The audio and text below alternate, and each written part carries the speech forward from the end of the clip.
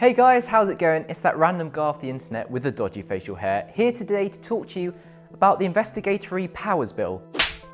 It's gone under the radar recently and I can't really understand why when you actually look at what the bill consists of.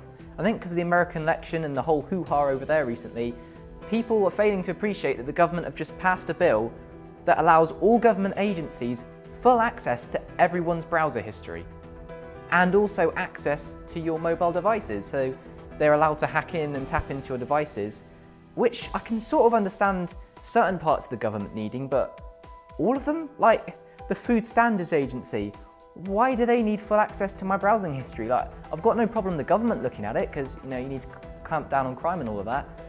But also it's the security aspect. Like you have a look at the US Department of Justice being hacked, I think it was earlier on this year. If something like the US Department of Justice can get hacked, think how easily the British government could get hacked. People would then be able to gain access to everyone's full browsing history for a year and sell that information on.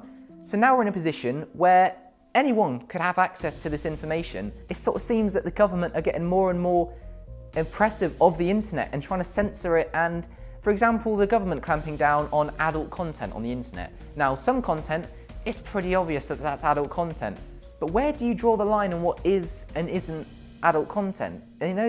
That's down to the government. That's just down to a group of people who at the moment, we have someone who we didn't elect leading the country, and now that person's leading a government that has full access to our browsing history, full access to our mobile devices, and has full control over what we see now over the internet. Or at least that's going to be the way it is in a couple of years if things keep going how they're going. It just seems absolutely bizarre that no one's picked up on this. Do you know what the best bit is out of all of this?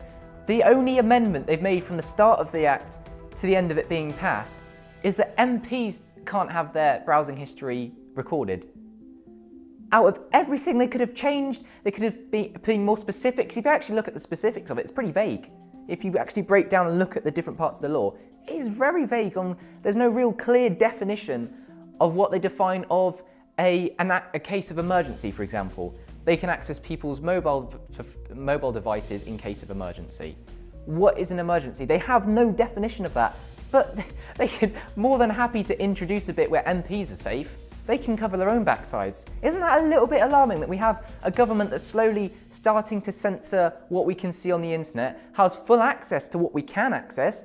They have full access to our browsing history. Who knows, they might even get our account details. We don't know how secure that is. They didn't say how they're going to keep it safe.